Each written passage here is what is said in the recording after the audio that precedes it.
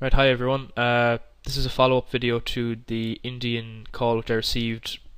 These people were claiming to be Microsoft technicians, and they told me that I had viruses on my system. So I received a lot of requests to go, into more detail about how they get your personal information and the method they use, because obviously my video is the slideshow pictures and the audio recording over it. So in this video I'm going to be showing you exactly what they do. Unfortunately I couldn't set up a virtual machine because there was problems with memory, so I have to do it on my actual desktop. So I won't be obviously installing any rogues because I don't want to pick up any infections. So to be safe, I'm just going to be showing you pictures, and I'm going to be showing you the site that they use to gain access. Well, two of the sites they can use to gain access. So we'll start off then. So the first thing he got me to do when I rang up, I was sitting in front of a computer. The first thing he got me to do was to open up the run box, which allows you to execute Windows programs. So it's Windows key and R. Or you can find it. There's another way of finding it as well, but this is the most direct way of getting to it. And in Windows 7, this is what you have to do. It's not under in XP. I think you can run things from the start menu, but here that has obviously been replaced in Windows 7 with the search. So as you can see here, I already have it typed in. Event Viewer. This is the program that he got me to run. It's EVENTVWR, and what essentially this does is it shows you a load of harmless Windows errors that they're certainly not viruses. They're just harmless Windows errors that they're to do with drivers. They can just be just everyday things that go unnoticed, and they're definitely not serious. They're definitely not viruses. So he got me to run that. When you do run that, this pops up. So in here, as you can see, it's detailed enough. So he guided me to double left click on Windows logs, and then he got me to click on application. So in application here, I'll just drag this down for you. As you can see here, there are all these information logs of different activity under your system. We have, there's some stuff here from Dell applications and stuff like that.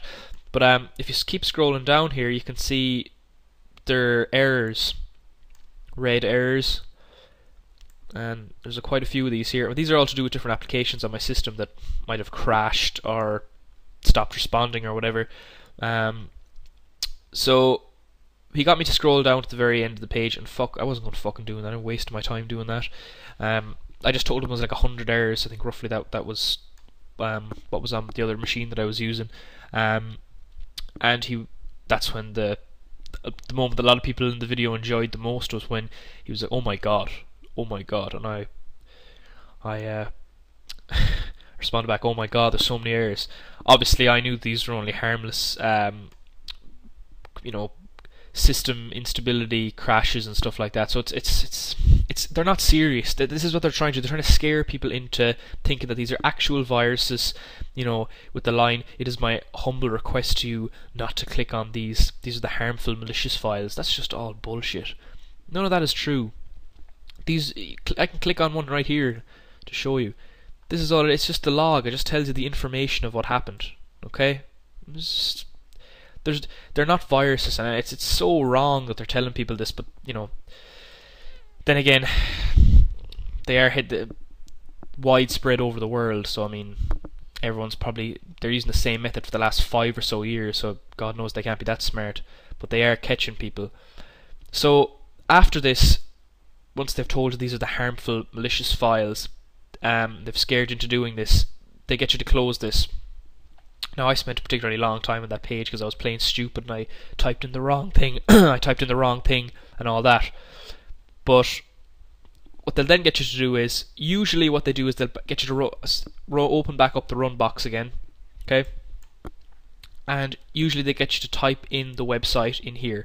The reason for this is that if I go onto the internet, which I'll do here now for you, if I go on here, okay, and I type in one of the websites they use is ammyy. If I type that in, straight away Google comes up with ammyy scam.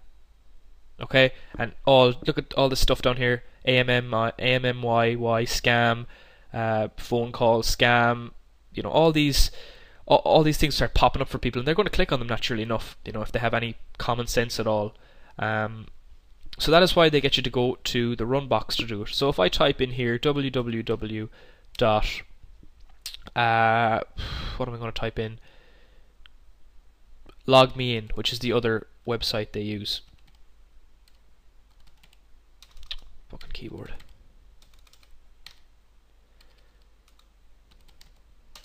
And I click OK.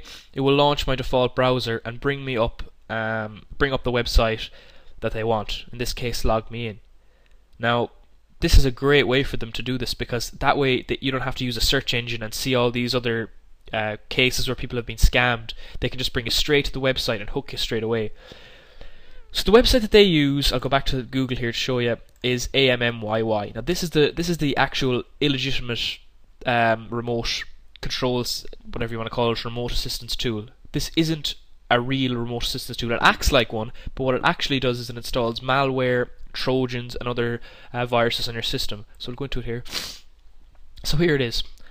Now, on first glance, the website looks like any other website. You know, it's pretty well put together. You know, you can even share it on Facebook, which I just find just amazing. If you want to share this shit with anyone on Facebook, but here's the button that you should not click on. This is start working with an ammyy admin.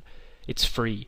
Yeah, it's free till they charge you like €200 or pounds or dollars or whatever currency you're using, and then your whole 2 days time, your whole bank account is wiped. You know, as I said, it's a professional looking website. It has 1.4k Google Plus shares. I don't know how that is. That must be some sort of bots. You've bots to do that. I don't know. But if we go up here to buy, as you can see, they even have a buy page. You know, and I have all this site consultant online. Yeah, because that's what your site consultant is going to look like there, that chap. Yeah.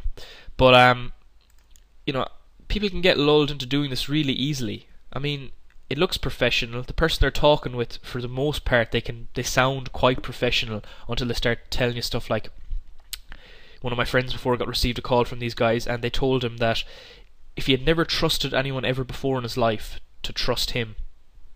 So, I mean, fuck this shit. System performance, yeah, Windows 7 for you.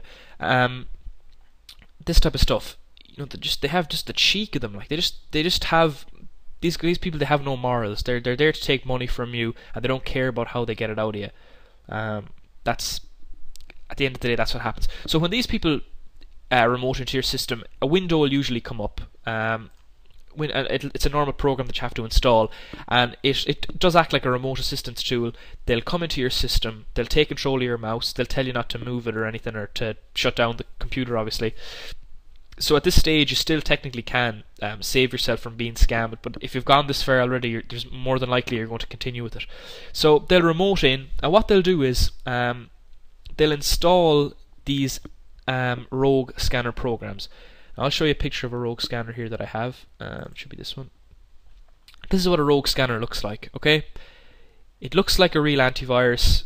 It acts like a real antivirus, well, to a certain extent, and it will do a fake scan of your files, okay? They will either use this method, or they'll open up CMD and run CMD, and they'll enter something like scan C. I don't know how to type that, but there's some command that basically allows you to scan all the files in the system, and it isn't really scanning because it's not scanning anything. All it's doing is showing them up, and it looks like it's scanning. So these programs generally use similar commands when they're being programmed or written. They just basically they just run through all your documents, all your folders in your system, and eventually they start bringing up these infected, mal, generic, a trojan, agent, all this bullshit crap that's not true. Let's be realistic about this. Your system is going to be infected, but no way is it going to show up hundreds. These things can show up to like 300 viruses, depending on how many files you have in your system, because it randomly generates them as it's scanning.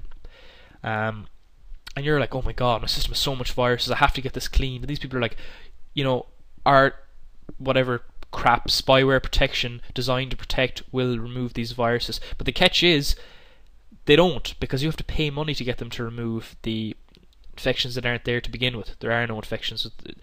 You're paying them to do nothing. So they'll get you usually to go into usually a secure activation page, which will generally look something like this. Okay. Now these pages, they have all the certificates generally. They have all these Visa, MasterCard, all this crap. None of it's true, obviously. This secure icon that comes up on Internet Explorer when you're browsing a secure page, these are phishing pages, and these are taking your information and patching them through directly to the person that's on the other end, or to a server somewhere, or to some storage place that they're gathering all this information. People think that it's a once-off thing. They'll take one amount of money, they'll take a €200 for their activation off you, and that's it. These people have your information. They can take as much money as they want from you once they have this information. It's all going straight through to them. You know, it looks legit. I'm sure if we read down here, you'd probably get spelling mistakes, because generally the people that program these or write them are from different countries, so their English isn't top notch. So they usually have to use whatever they use, Google Translate. I don't know what the hell they use. They're playing on people's, I suppose, their sense of, you know, if my computer goes away and I can't do my internet banking, I can't do this, I can't do that. The computer is an important part of everyone's lives today. You know, they use it for browsing the web, you know, shopping, doing online banking. It's important. If people lose that, they don't want to lose it. They don't have to pay more money to get their computer fixed. But, you know, to begin with, again, I'll remind you, there's nothing wrong with it in the first place. So, that's my video, guys. I suppose that's as in-depth as I can go. If I missed out on anything, tell me in the comments, and I can, you know, maybe I can make a second follow-up video. But if you do have any questions, you know, personal message me. And if you like my content, do subscribe, because I hit 40 subscribers there. I think it was yesterday or the day before, and I was pleased with that. You know, I also do mashups. I do DJing. So if you want to hear if you have any requests for mashups, send them on to my channel, or send them to me in a personal message, and I'll try and get to them. Another question people ask me was, what program do I use for DJing? I do use Virtual DJ. I'll bring it up here so you can see it. It's Virtual DJ here. That's what I use. So I suppose thanks for watching, guys, and I'll talk to you again.